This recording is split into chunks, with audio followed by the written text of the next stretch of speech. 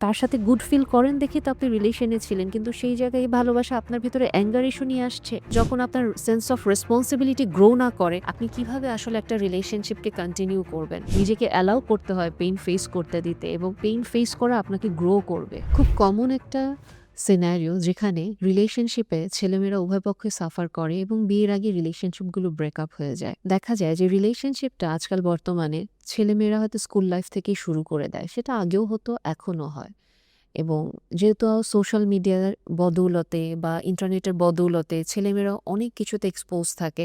এটা আমাদের আসলে জানার বাকি নাই যে খুব কম বয়স থেকে ওরা রিলেশনশিপে জড়িয়ে যায়। ক্লাস 5 থেকে জড়িয়ে যায়, 7 থেকে জড়িয়ে যায় বা বেশ ডিপার রিলেশনে চলে যায়। এবং যে জিনিসটা হয় এই রিলেশনশিপগুলোতে স্কুল পার হওয়ার পর যখন কলেজ গণ্ডিতে যায়, অনেকেই কলেজ পর্যন্ত এই রিলেশনশিপটাকে টিকিয়ে রাখতে পারে।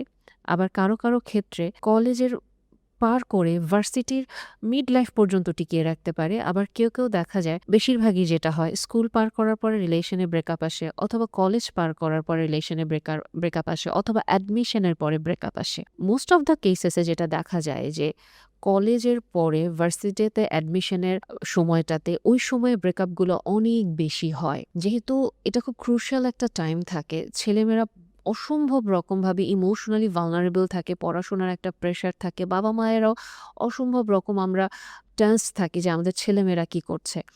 বাট এখানে রিলেশনশিপের যে সাইকেলটা আমি বলব যে যদি আপনি একজন টিনেজার হন, আপনি এটা শুনবেন। যদি আপনার রিলেশন না থাকে, আপনার ফ্রেন্ডের থাকে, আপনি জাস্ট তাকে জিনিসটা সিনারিওটা তাকে বলবেন।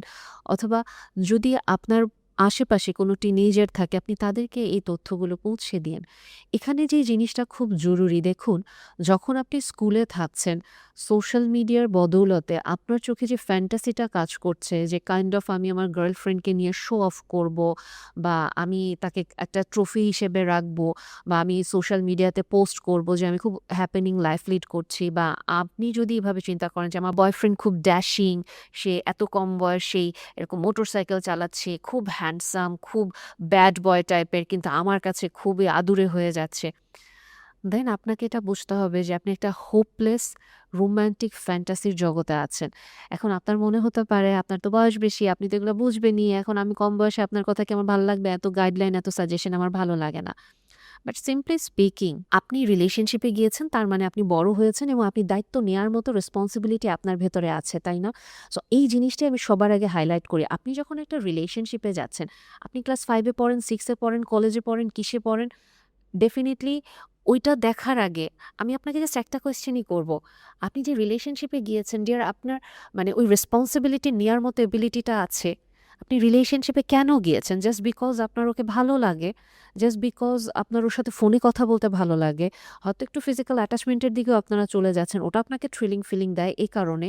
অথবা আপনি আসলে রিলেশনশিপে কেন যাচ্ছেন? যে আপনি খুব লোনলি, ওর সাথে আপনি শেয়ার করতে পারেন, ও একমাত্র আপনাকে বুঝতে পারে? আপনি রিলেশনশিপে বেসিক্যালি কেন জড়াচ্ছেন? এই পয়েন্টটা খুব ইম্পোর্ট্যান্ট। আপনি কি সোশ্যাল মিডিয়াতে পোস্ট করার জন্য ইনভলভ হচ্ছেন? বা আপনি নিজেকে ওই যে সবাই ক্লাসে যেহেতু সবার রিলেশনশিপ আছে, একমাত্র আপনার রিলেশনশিপ না থাকলে আপনি আসলে খুব একা হয়ে যাচ্ছেন বা আপনার ওই যে স্টেটাস কিউটা মেইনটেইন করতে পারছেন না, এ কারণে ইনভলভ হচ্ছেন? যে কারণেই হন না কেন, আপনি জাস্ট আপনার নিজেকে প্রশ্নটা করে দেখেন তো, আপনি পার্টনার হিসেবে কেমন? আপনার রেসপন্সিবিলিটি নেয়ার এবিলিটি কতটুকু? আপনি যখন রিলেশনশিপে ইনভলভ হচ্ছেন, আপনি কি এই সেন্সে ইনভলভ হচ্ছেন যে আপনি তাকে বিয়ে করবেন, আপনি তার দায়িত্ব নিতে পারবেন, আপনি নিজে একজন গুড পার্টনার? এবং ইন্টারেস্টিং ব্যাপারই, প্রত্যেকটা কোয়েশ্চেন আপনার নিজের সেলফ অ্যাকাউন্টেবিলিটি বা রেসপন্সিবিলিটিতে নক করে। এবং এই কোয়েশ্চেনগুলোর অ্যান্সার টিনেজ ভালোবাসার সময় দিতে ইচ্ছা করে না। ওই সময়টাতে খুব চাকচিক্যের একটা চশমা পরে থাকতে ভালো লাগে। আমাকে কেউ অ্যাটেনশন দিচ্ছে, আমাকে নিয়ে কেউ চিন্তা করছে। কিন্তু আপনি একটা জিনিস চিন্তা করে দেখেন, আপনি যখন জাস্ট কোনো কিছু চিন্তা না করে কোন কারণে আপনি রিলেশনশিপে জড়াচ্ছেন এটা একমাত্র আপনি জানেন। সো আপনি রিলেশনশিপে ইনভলভ হচ্ছেন, বাট আপনি কোনো রেসপন্সিবিলিটি নিতে চাচ্ছেন না। বর্তমানে সিচুয়েশনশিপ বা আমরা যদি বলি double typing, triple timing, multiple timing, এগুলো খুবই কমন। আপনি নিজেও জানেন না আপনি রিলেশনশিপে কেমন আছেন এবং আপনি এরকম অসম্ভব রেড ফ্ল্যাগ দেখেও আপনি রিলেশনশিপটা কন্টিনিউ করে যাচ্ছেন। আল্টিমেটলি আপনি আপনার লাইফটা খুব কম বয়সে অনেক বেশি কমপ্লিকেটেড করে ফেলছেন না? আপনি হয়তো আপনার বয়ফ্রেন্ড বা গার্লফ্রেন্ডের সাথে অনবরত ঝগড়া হচ্ছে, আপনার মেজাজ খারাপ হচ্ছে। আপনি হয়তো মেয়ে, আপনি কান্নাকাটি করতেছেন, আপনি মোবাইল ফেলে দিচ্ছেন, আপনি হাত পা কেটে ফেলতেছেন। আপনি হয়তো ছেলে, হাত পা কাটতেছেন, দেওয়ালে ঘুষি মারতেছেন, সিগারেট খাচ্ছেন, আপনি হয়তো ড্রাগস নিয়ে বসতেছেন। আপনার লাইফটা আপনি কোথায় নিয়ে যাচ্ছেন? এই ভালোবাসা তো সুন্দর হওয়ার কথা ছিল। আপনি তো তার সাথে গুড ফিল করেন দেখেই তো আপনি রিলেশনে ছিলেন। কিন্তু সেই জায়গায় এই ভালোবাসা আপনার ভিতরে অ্যাঙ্গার ইস্যু নিয়ে আসছে। আপনাকে এতটা একটা প্যাথেটিক কন্ডিশন এ নিয়ে যাচ্ছে। দেন এটা কি ভালোবাসা? এবং আরো যেই জিনিসটা, আপনি না হয় রিলেশনশিপে জড়াচ্ছেন এবং আপনার কি মনে হয় ডিয়ার যে আপনি হয়তো আজকে ভাবছেন যে আপনি যাকে ভালোবাসেন স্কুল লাইফে, সে আপনাকে অসম্ভব ভালোবাসে। নো ম্যাটার হোয়াট সে আপনার হাত ছেড়ে যাবে না। হয়তো কলেজ লাইফে গিয়েও আপনাকে সে অসম্ভব ভালোবাসে। কলেজে গিয়েও আপনারা খুব সুন্দর একটা রিলেশনশিপে যাচ্ছেন। ভার্সিটি অ্যাডমিশনের পরেই বিলিভ মি এই চিত্র পাল্টে যাবে। কারণ স্কুলে আমরা মূলত একটা কুয়াতে থাকি। তারপরে আমরা আসি কলেজে। আমরা তখন হচ্ছে পুকুরে আসি। কারো ক্ষেত্রে ওটা নদী হয়। যারা একটু হচ্ছে কোয়েডে পড়ে। যখন ভার্সিটিতে যাচ্ছেন, আপনি তো সমুদ্রে পড়ে যাচ্ছেন। ভার্সিটি অ্যাডমিশনের ক্ষেত্রে যেটা হবে, আপনি যদি একজন ফিমেল পারসন হন, ফার্স্ট ইয়ারে বা ওই অ্যাডমিশনের সময় আপনি প্রচুর ভাইয়াদের অ্যাটেনশন পাবেন এবং আপনি আপনার এক্সিস্টিং বয়ফ্রেন্ডের চেয়েও মানে অনেক বেটার অপশন পাবেন এবং অনেক মেয়ে এই সময় পা স্লিপ করে। এবং স্কুল লাইফের সেই বয়ফ্রেন্ডকে কলেজ লাইফের বয়ফ্রেন্ডের সাথে অলরেডি তো তার কান্নাকাটি, মারামারি, কাটাকাটির অবস্থা। তখন যখন তাকে আসলে কোনো ম্যাচিওর ভাইয়া তাকে বুঝতে পারছে, ম্যাচিওর ভাইয়া তাকে শোল্ডারটা অফার করছে, সে হয়তো আসলে আউট অফ গিল্টি তার মানে যে কোএক্সিস্টিং বয়ফ্রেন্ড তার হাত ছাড়তে পারে না। কিন্তু ওই নতুন যে আন্ডারস্ট্যান্ডিং ভাইয়া, কোঅপারেটিভ ভাইয়া, তার হাতও সে ছাড়তে চায় না। তাকেও সে রাখতে চায়, তাকেও সে বুঝতে চায়। আর ছেলেদের ক্ষেত্রে যে জিনিসটা হয় যে ওই যে আস্তে করে সে যখন ভার্সিটিতে যাবে, অ্যাডমিশন নিল, দেখা গেল তার গার্লফ্রেন্ড হয়তো সমসাময়িকভাবে তার সাথে চান্স পেল না বা তার গার্লফ্রেন্ড হয়তো কোনো একটা কারণে ওই যে অনেক ভাইয়াদের অ্যাটেনশন পাচ্ছে। সো আমি কেন বাদ দিব? আমিও সিনিয়র আপুদের দিকে তাকাই। সিনিয়র আপুদের সাথে একটু কথা বলি, একটু মজা নিই, একটু ফ্লার্ট করি, দুষ্টুমি করি এবং কখন ফলটা হয়ে যায় এটা আমরা টেরও পাই না। এবং আমরা মাল্টিপল টাইমিং এ আমরা চলে যাচ্ছি। আল্টিমেটলি আপনি দেখেন, আপনি যখন এই রিলেশনগুলোতে জড়াচ্ছেন, এটা আপনাকে সাফারিংস ছাড়া আর কি অফার করছে? কারণ প্রথমত আপনি আসলে বুঝতেও পারেননি আপনি রিলেশনশিপে কেন ইনভলভ হয়েছিলেন। এবং আরও যেই জিনিসটা অসম্ভব অ্যালার্মিং, বর্তমানে জেন জি বা জেন আলফা যারা আসছে, আমরা ইমোশনালি খুবই ভালনারেবল। আমাদের emotional resilience com. Sorry to say, এটা রিসার্চে প্রুভেন। আপনারা ইমোশনালি ভালনারেবল এবং ইমোশনালি অনেক ক্ষেত্রে এত ফ্র্যাজাইল থাকেন, যেই জায়গাটা হয়তো সম্পর্কটাকে সামনে নিয়ে যাওয়া যেত, বাট আপনারা ব্রেকআপে চলে যান অনেক সময়। এবং আসলে যখন আপনার সেন্স অফ রেসপন্সিবিলিটি গ্রো না করে, আপনি কিভাবে আসলে একটা রিলেশনশিপকে কন্টিনিউ করবেন? আপনার নিজেরই যখন পার্সোনালিটিতে ইস্যু আছে, আপনার নিজের যখন ডিপ্রেশন বা এংজাইটি থাকছে, আপনি তখন যে সাপোর্টটা আপনার সমসাময়িক কারো কাছ থেকে চাইবেন বা আপনার যে বয়সে অল্প একটু বড় কারো কাছ থেকে চাইবেন, সে আসলে কতটুকু ম্যাচিওর, সে আসলে কতটুকু আপনাকে ওই শোল্ডারটা অফার করতে পারবে, ওই আন্ডারস্ট্যান্ডিংটা অফার করতে পারবে। এবং আল্টিমেটলি যেটা হয়, রিলেশনশিপগুলো ব্রেকআপ হয়ে যায় এবং আমরা খুব ছেলেমেয়েদেরকে দেখি বাজেভাবে সাফার করতে। এবং সবচেয়ে যেটা কষ্টকর হয়, আমরা বাবা-মায়েরা অসম্ভব ভয় থাকি প্রথমত ছেলেমেয়ে যখন রিলেশনশিপে যায় এবং ওদের যখন ব্রেকআপগুলো হয়, আমরা বাবা-মায়েরা দিশেহারা হয়ে যাই যে কিভাবে এই জায়গা থেকে আমাদের সন্তানদেরকে বের করব। কিছু ক্ষেত্রে বাবা-মায়েরা মারধর করে, আমি এটা অস্বীকার করছি না। মারধর করে একেবারে ফাটায় দেয়। কিছু ক্ষেত্রে বাবা-মারা অবশ্যই এরকম সাপোর্টিভ থাকে।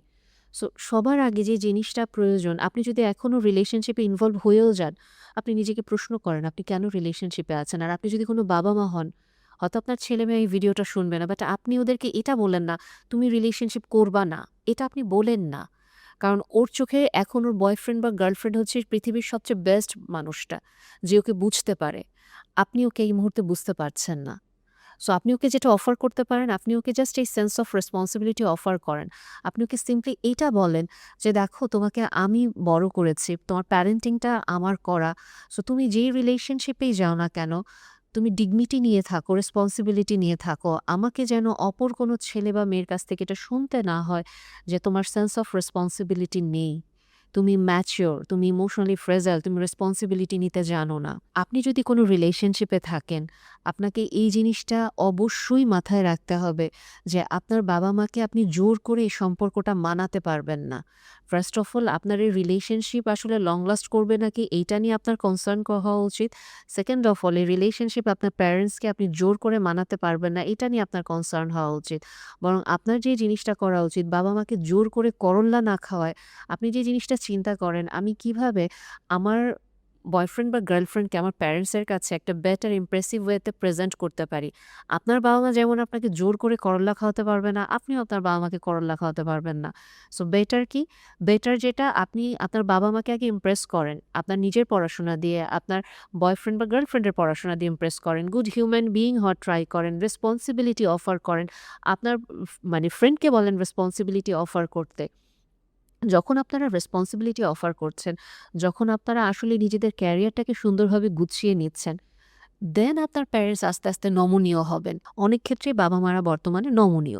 কাজেই আপনাদের যেই জায়গাটাতে মিসিং হয়ে যায়, প্রথমত আপনারা কনফিডেন্ট থাকেন এই সম্পর্ক খুব সুন্দরভাবে লং লাস্ট করবে, কিন্তু আপনাদের বাবা-মায়েরা তাদের অভিজ্ঞতা দিয়ে বুঝতে পারে এই সম্পর্ক লং লাস্ট করবে না এবং আসলেই খুব ব্রুটালি আপনারা ওই যে স্কুলের শেষ হয়ে যাওয়ার পরে, কলেজে ঢোকার পরে অথবা ভার্সিটি অ্যাডমিশনের সময় বা অ্যাডমিশনের পরে রিলেশনশিপ ব্রেকআপ হয় এবং খুব বাজেভাবে আপনারা আঘাত পেয়ে যান। এবং আপনাদের বাবা-মায়েরা ওই সময়টাতে না করেছিল, একে তো বাবা-মার সাথে সম্পর্কটাকে খারাপ করে ফেলেছেন। এখন যখন ব্রেকআপ হয়েছে, বাবা-মা হয়তো কষ্টটা পাচ্ছে। আপনি গিয়ে হেজিটেট ফিল করছেন, বলবেন কি বলবেন না। কাজেই আপনাকে যখন রিলেশনশিপে আপনি ইনভলভ হচ্ছেন, আপনি স্কুল গোয়িং হন, কলেজ গোয়িং হন, ভার্সিটি গোয়িং যেই হন না কেন, আপনি আগে অবজার্ভ করেন কার সাথে রিলেশনশিপে যাচ্ছেন। আপনি নিজে এই মুহূর্তে এলিজিবল কিনা। জাস্ট বিকজ আমি লোনলি, আমি ডিপ্রেসড, আমাকে কেউ বোঝে না, জাস্ট একজন আমার সাথে কথা বলছে, আমার কথা বুঝতে পারছে, আমার দৌড়ে রিলেশনশিপে চলে যাওয়া উচিত না। আমি একজন বেটার পার্টনার কিনা এটা অ্যানালাইসিস করা উচিত। আমি ইমোশনালি কতটুকু ম্যাচিওর, কতটুকু রিজিলিয়েন্ট এটা অ্যানালাইসিস করা উচিত। এই নিয়ে আমি এটা ৩ বার উচ্চারণ করলাম। কারণ এইসব অ্যানালাইসিস বর্তমানে আমরা করি না। আমরা জাস্ট whimsically ভালো লাগছে রিলেশনশিপে চলে যাচ্ছি। এবং আপনার বোঝাটা যেন আপনি আপনার বয়ফ্রেন্ড বা গার্লফ্রেন্ডের উপরে চাপিয়ে না দেন, এই জিনিসটাও খেয়াল করবেন।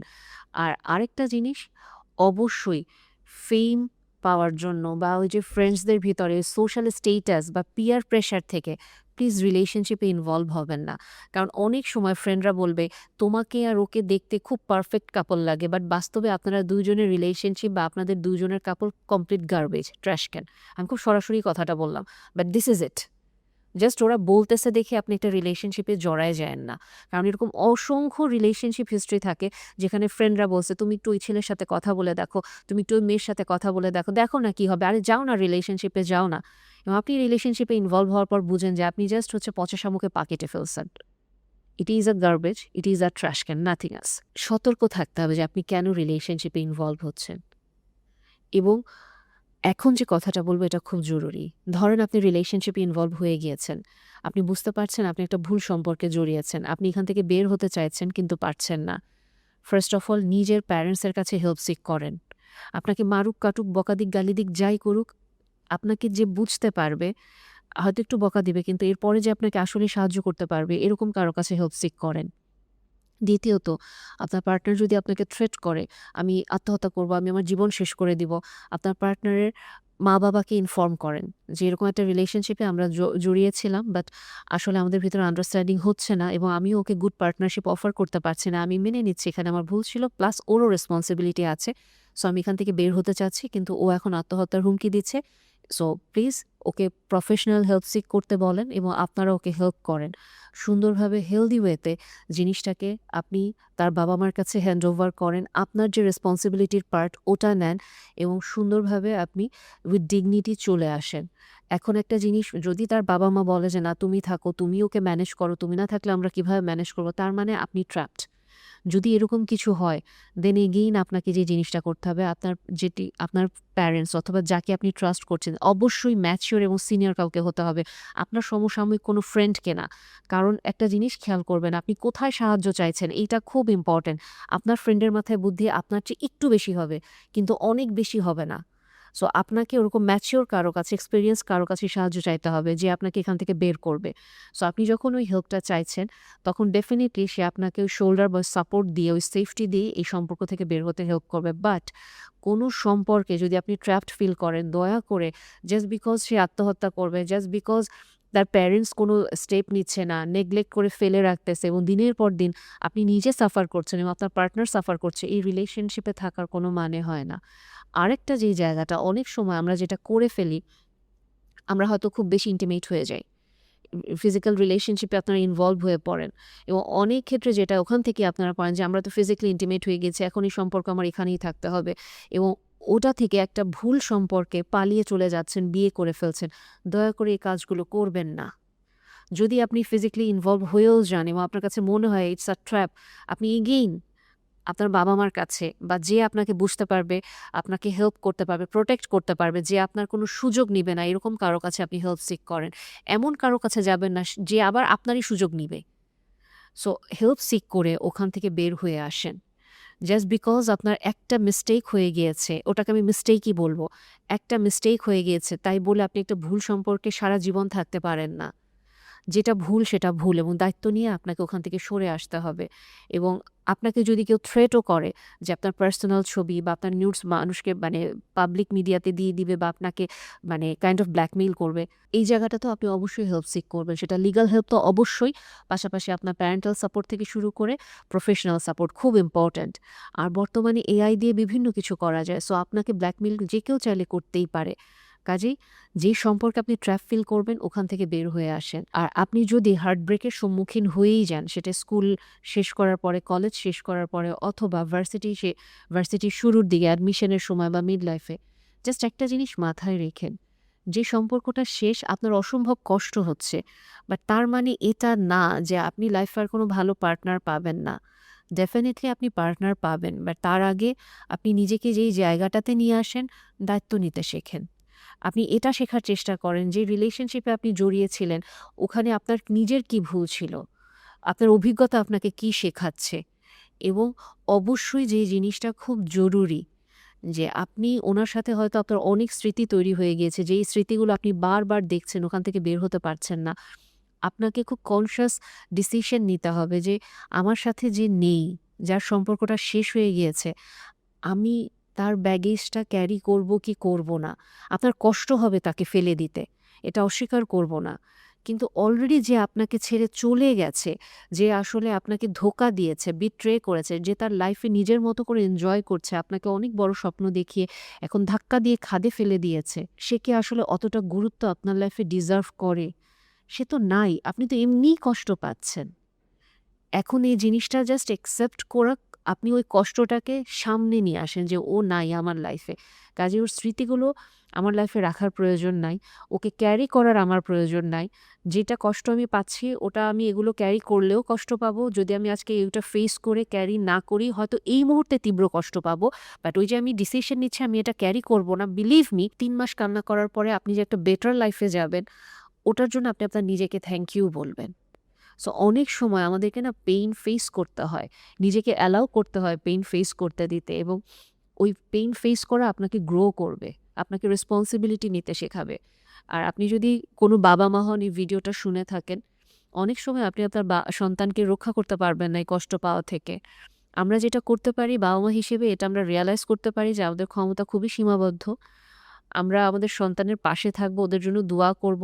আর যদিও এরকম কোনো পেইনের মানে ফেস করেই ফেলে, ও যদি এরকম শিকার হয়েই যায় কোনো কষ্টের, সো আমরা ওকে এই পেইনটা থেকে গ্রো করে কিভাবে আরো বেটার লাইফে যেতে পারে ওটাতে হেল্প করব। ওকে একটু মারধর করা, একটু বকা দিয়ে দেওয়া, মানা করছিলাম এরপরেও কেন গেছো, এগুলো বলে তখন আসলে কোনো লাভ থাকবে না। জাস্ট ওই সময় আপনার বাচ্চাকে চেষ্টা করেন সাপোর্ট দেওয়ার জন্য, ওর পাশে থাকার জন্য। ওকে ওই ভাইবটা দেন যে তুমি লাইফে রেসপন্সিবিলিটি নাও, লাইফে গ্রো করো, তোমার লাইফে তুমি অনেক ভালো এবং বেটার পার্টনার পেয়ে যাবে ইনশাআল্লাহ। সো আপনি যখন রিলেশনশিপে জড়াচ্ছেন, আপনি যে এজ গ্রুপেই থাকেন, শুরু যেটা দিয়ে করেছিলাম, কেন রিলেশনশিপে জড়াচ্ছেন, আপনি কতটুকু রেসপন্সিবল, আপনি রিলেশনশিপে যে জড়াচ্ছেন, যে রেসপন্সিবিলিটি নিতে চাইছেন, এটার জন্য আপনি কতটুকু নিজেকে প্রিপেয়ার মনে করেন, এইসব অ্যানালাইসিস করেন, দেন রিলেশনশিপে যান। কারণ রিলেশনশিপ আপনার লাইফের সবচেয়ে বড় ইনভেস্টমেন্ট।